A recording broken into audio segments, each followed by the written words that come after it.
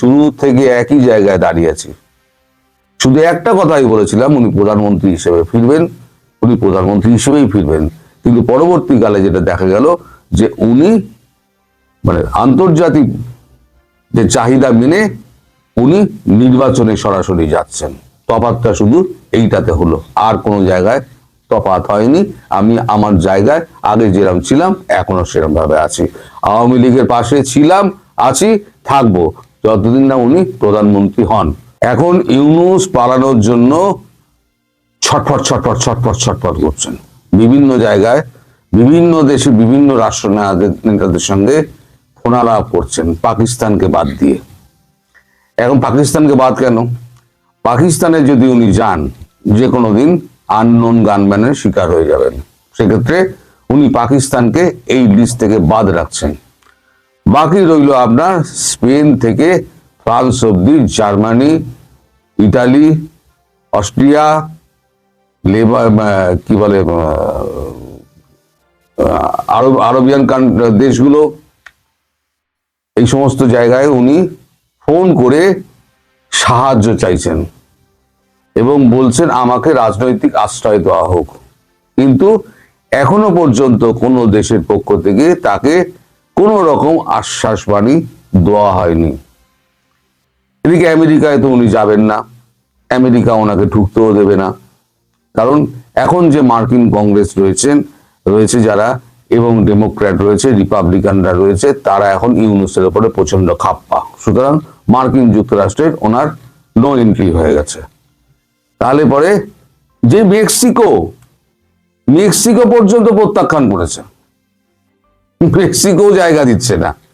মানে একটা নোবেল শান্তি পুরস্কার জয়ী মানুষ, তাকে কোনো দেশ আশ্রয় দিচ্ছে না, তার গায়ে সন্ত্রাসবাদী ছাপ লেগে গেছে। এবার আমি ডিটেলে আসি যে খবরাখবর কি হচ্ছে, ওনার মানে চাপটা কেন বাড়ছে।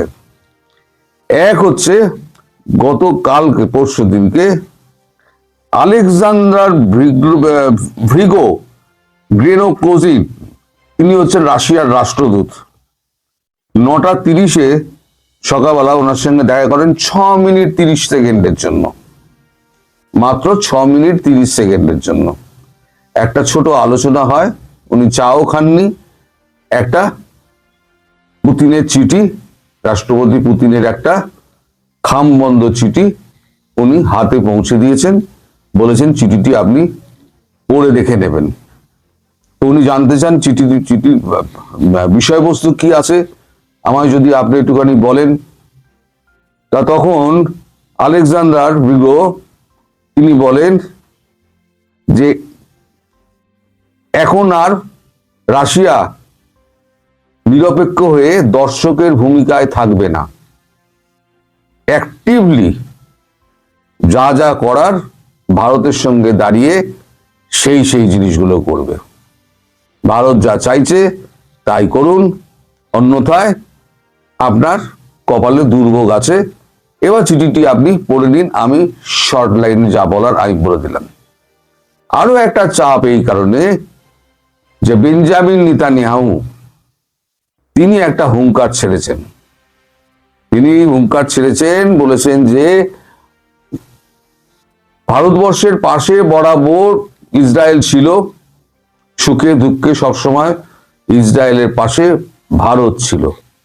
আজকে যখন ভারতের পরিবেশ যখন উত্তপ্ত হয়ে উঠছে, ভারত যখন উত্তপ্ত হয়ে উঠছে একটা পার্শ্ববর্তী রাষ্ট্রের একটা উন্মত্ততার জন্য, তাহলে এখন যদি ভারত কোনো রকম ডিসিশন নেয়, সেক্ষেত্রে ইসরায়েল সম্পূর্ণ শক্তি দিয়ে তার পাশে দাঁড়াবে।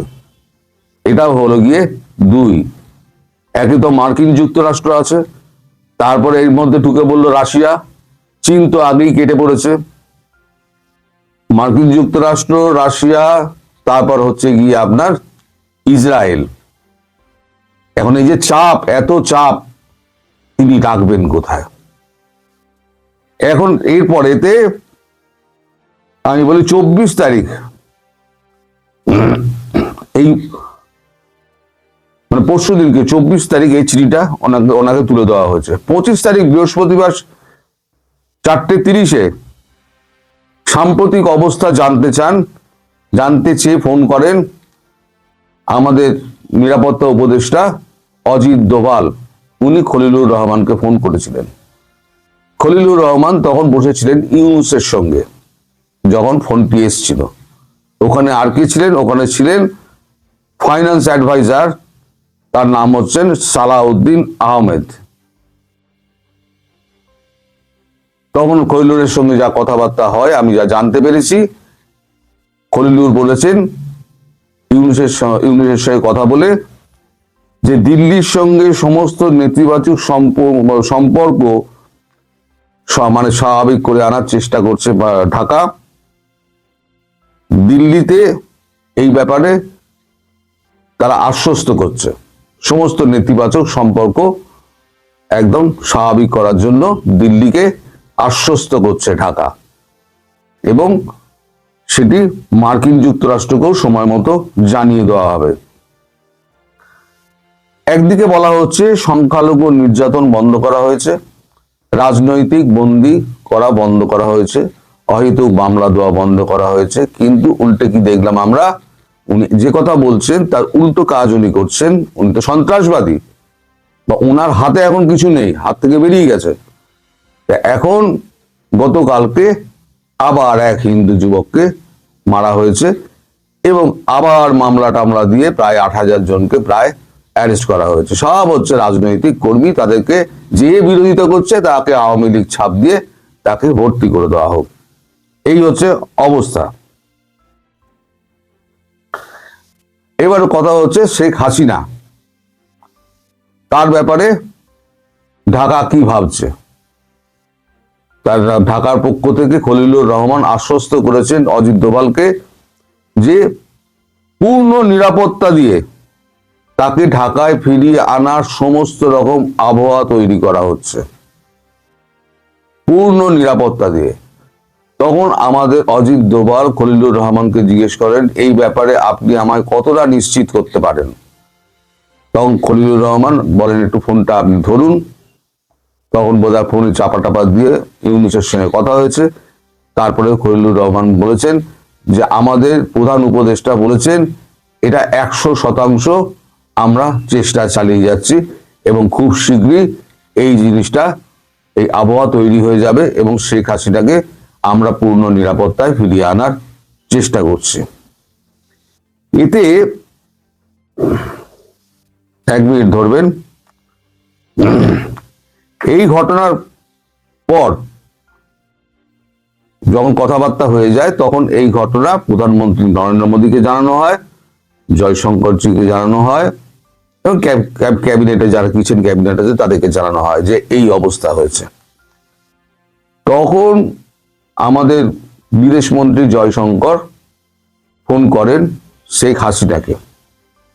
শেখ হাসিনাকে ফোন করে বলেন যে এই কথাবার্তা হয়েছে, আপনি যাওয়ার ব্যাপারে কবে ডেট ফিক্স করছেন?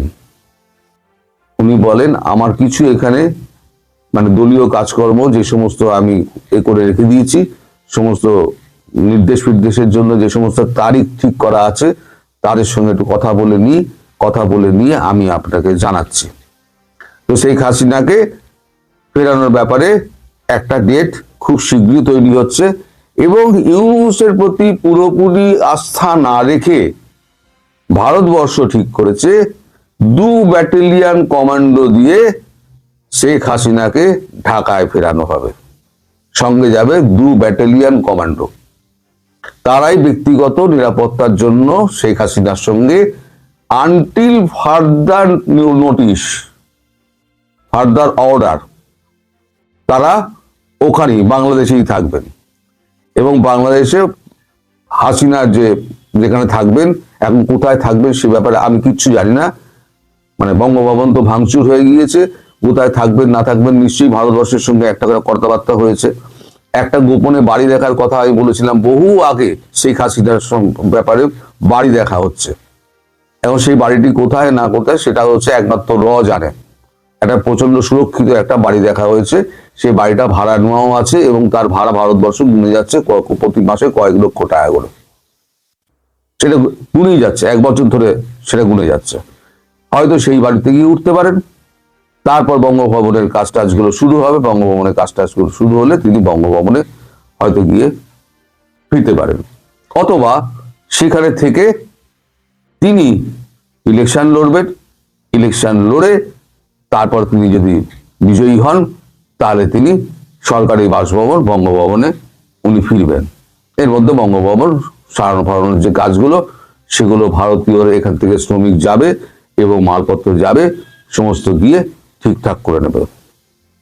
এদিকে রাশিয়া বলেছে যে আমরা যখন ফিরবেন শেখ হাসিনা, আমরা পুরো সমুদ্রতট ঘিরে রেখে দেব যাতে পাকিস্তান এদিকে না আসতে পারে, আর এই পাকিস্তান যত কূটনৈতিক ব্যাপারগুলো যেগুলো চালাচ্ছে সেইগুলোকে বন্ধ করার সমস্ত ব্যবস্থা আমরা করছি, এ নিয়ে চিন্তা করার কিছু নেই।